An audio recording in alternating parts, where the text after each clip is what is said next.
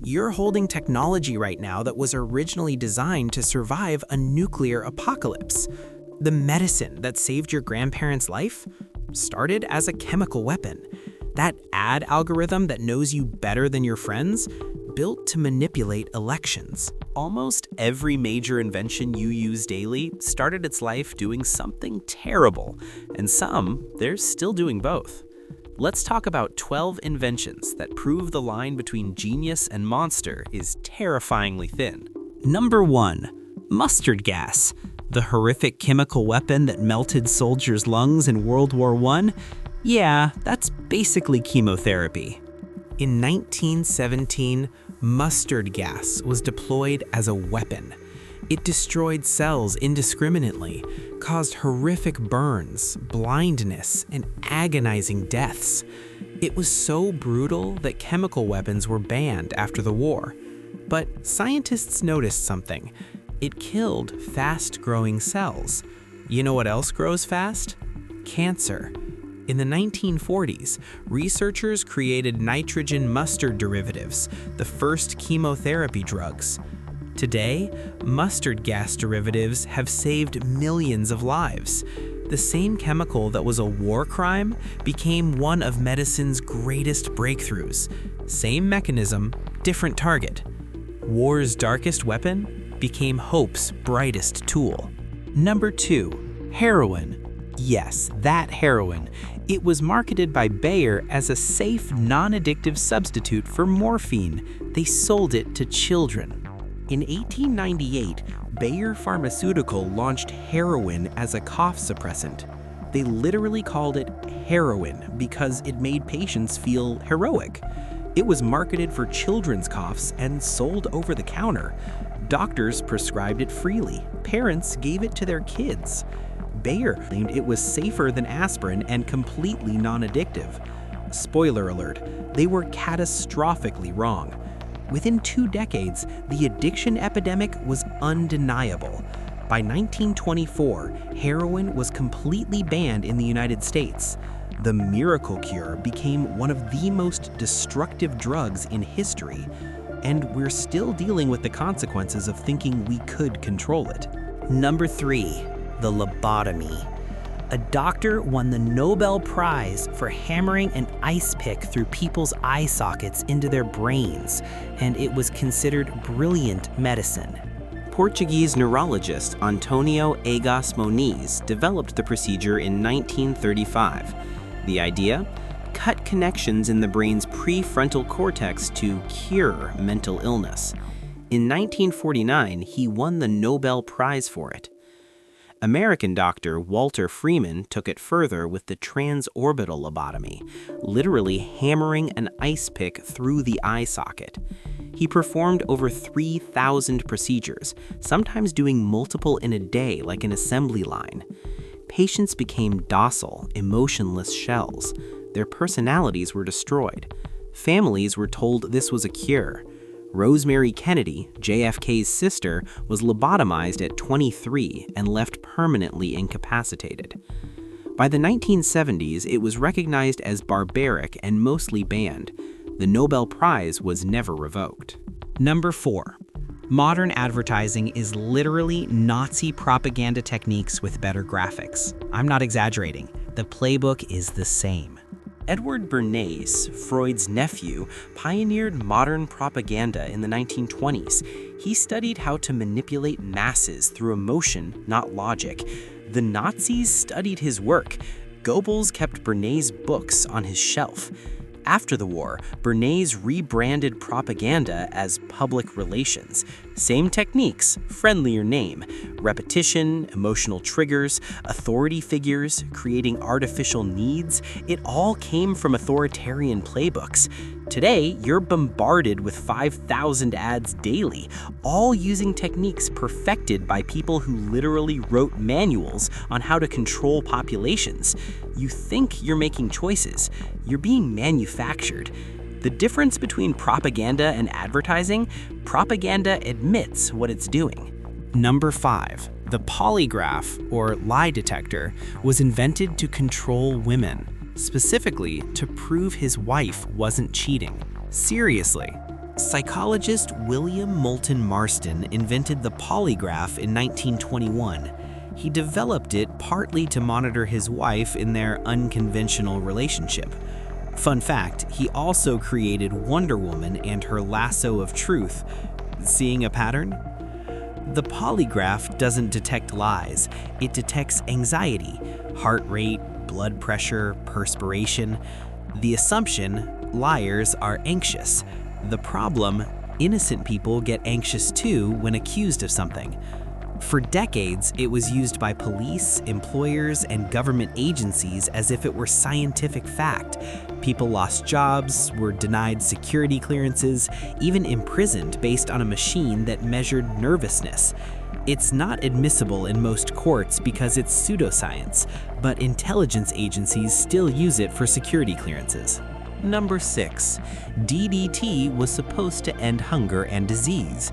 Instead, it nearly destroyed ecosystems and gave us all cancer. Invented in 1939, DDT was a miracle pesticide. It killed mosquitoes, stopped malaria, increased crop yields. They sprayed it everywhere, on crops, in homes, directly on children. They called it perfectly safe. Paul Mueller won the Nobel Prize in 1948 for discovering its insecticidal properties. DDT was seen as a technological triumph. Time magazine celebrated it. Governments mandated it. Then Rachel Carson's Silent Spring in 1962 revealed the truth. DDT doesn't break down. It accumulates in the food chain, poisoning everything. Birds' eggs became too thin to hatch, cancer rates spiked. It was banned in the US in 1972, but the damage was global and permanent. Number 7. Opioids. Pharmaceutical companies told doctors they were non-addictive. They lied, on purpose, and it killed hundreds of thousands. Morphine was the miracle painkiller of the Civil War. Then came the soldier's disease, mass addiction. So scientists created heroin as a safe alternative. We covered how that worked out. Fast forward to 1996, Purdue Pharma launches OxyContin, claiming it's less addictive because of its time-release formula. They told doctors to prescribe it freely. They knew it was a lie. Internal documents proved they knew. The result? Over 500,000 deaths in the US alone since 1999. Purdue Pharma paid billions in settlements, but the Sackler family kept their fortune. The drugs are still prescribed. They built museums with blood money while families buried their children. Number 8. The Internet. You think it was invented to connect people? Wrong. It was designed to maintain military command after nuclear war destroyed everything. In 1969, ARPANET was created by the Pentagon's Advanced Research Projects Agency. The goal? Create a communication network that could survive Soviet nuclear strikes by having no central point of failure. Traditional phone systems had central switchboards. Destroy those, communications die. ARPANET was decentralized. Any part could be destroyed and the network would route around the damage. It was literally designed for nuclear apocalypse. By 1983, the military split off their own secure network. The civilian internet was born. Tim Berners-Lee invented the World Wide Web in 1991, giving us the internet we know. A weapon of war became humanity's nervous system. We use doomsday technology to watch cat videos. Number 9. Modern genetics and genetic counseling evolved directly from eugenics. Yeah, the Nazi stuff. And America pioneered it before Germany did. In the early 1900s, American scientists promoted eugenics, improving the human race through selective breeding. States passed forced sterilization laws. Over 60,000 Americans were sterilized against their will. Nazi Germany studied American eugenics programs and praised them. The Nuremberg laws were based partly on American racial laws. When Nazis were tried after World War II, they cited American precedents in their defense. After the war, eugenics was rebranded. The science split. Real genetics, studying DNA and heredity, versus the racist pseudoscience. But many of the same institutions, researchers, and funding sources continued. Today's genetic counseling and prenatal testing use similar tools with better ethics. We hope. Number 10. The algorithms controlling your social media feed, they were designed to manipulate elections, and they're really good at it.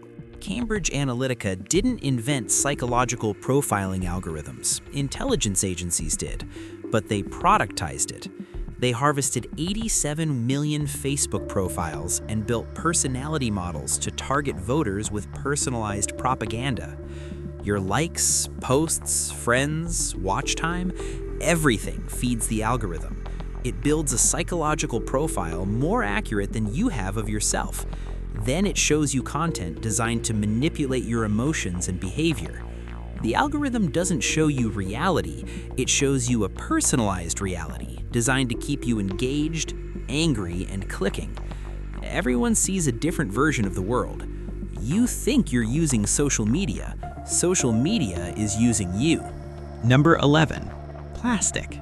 It wasn't created for convenience, it was created for war. And now it's literally in your bloodstream. World War II drove plastic innovation. Nylon for parachutes, plexiglass for bomber windows, polyethylene for radar insulation. Plastic was strategic war material. After the war, manufacturers needed new markets. They launched the disposable lifestyle campaign, convinced people that throwing things away is modern and convenient. Single-use everything. It worked spectacularly. Plastic production went exponential. Now we produce 380 million tons annually. 8 million tons enter the oceans every year. It never biodegrades. It just breaks into smaller pieces. Microplastics are in your blood right now, in your lungs, in newborn placentas. A war material became permanent pollution. Number 12, facial recognition. It wasn't invented to unlock your phone. It was invented for mass surveillance and police control, and it's wildly inaccurate, especially for people of color. Facial recognition was developed primarily for law enforcement and intelligence agencies. The goal? Track people without their knowledge or consent, identify protesters, monitor citizens, create databases of faces.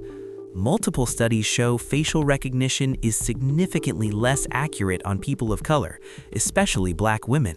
Error rates up to 34% versus under 1% for white males. But it's deployed anyway.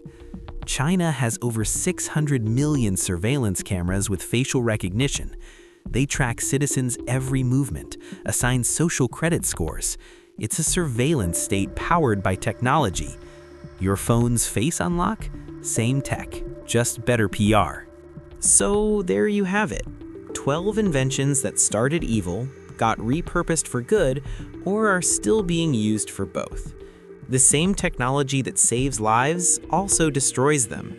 Progress isn't clean. It's built on the bones of mistakes, atrocities, and human suffering. Every convenience you enjoy has a dark origin story. Thanks for watching. Question everything, especially the things that seem most helpful.